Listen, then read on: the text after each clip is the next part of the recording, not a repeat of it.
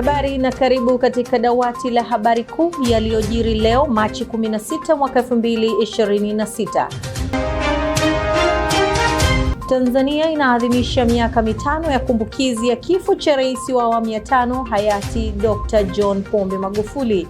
Wizara ya Afya yaombwa kutafuta eneo kubwa kwa ajili ya kupanua huduma za taasisi ya moyo ya Jakaya Kikwete. Huko Thailand, bunge linatarajia kupiga kura kumchagua waziri mkuu mpya. Mimi ni Leila Mary na kukaribisha. Ikiwa imebaki siku moja kuelekea kumbukizi ya kifo cha rais wa awamu ya 5 hayati Dr. John Pombe Magufuli aliyefariki dunia tarehe 17 Machi mwaka 2021. Kila mwaka siku hii hutumika kuenzi mchango wake katika maendeleo ya taifa, hususan katika sekta za uchumi, miundombinu na huduma za kijamii. Kamati ya kudumu ya Bunge ya Afya na Masuala ya Jamii imeitaka Wizara ya Afya kuhakikisha taasisi ya moyo ya Jakaya Kikwete inapatiwa eneo kubwa zaidi ili kupanua huduma zake. Akizungumza mwenyekiti wa kamati hiyo na mbunge wa Hai Meru Magharibi, Johannes Lukumai, amesema baada ya kamati kutembelea hospitali hiyo, imebaini umuhimu wa taasisi hiyo kupanuliwa ili kuongeza uwezo wa utoaji wa huduma za matibabu ya moyo.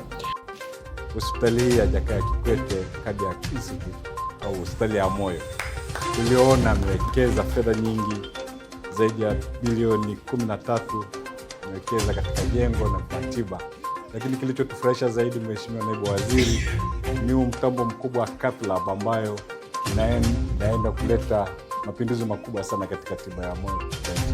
CI kuendelea kusogeza huduma zake katika mikoa mbalimbali nchini ili wananchi waweze kupata huduma kwa urahisi bila kusafiri umbali mrefu kufika Dar es Salaam. Huko Thailand, spika wa bunge Sophon amesema bunge hilo litakutana Machi 19 kupiga kura kumchagua waziri mkuu mpya baada ya kumalizika uchaguzi mkuu wa mwezi uliopita. Kaimu waziri mkuu Anutin Chanvirakul ametarajiwa kugombea tena nafasi hiyo baada ya chama chake cha Bumjai Thai kushinda uchaguzi wa Februari 8. Chama hicho kilichopata viti 191 kati ya viti 500 vya bunge kimesema kitaunda serikali ya muungano pamoja na chama cha Pheu Thai na vyama vingine vidogo.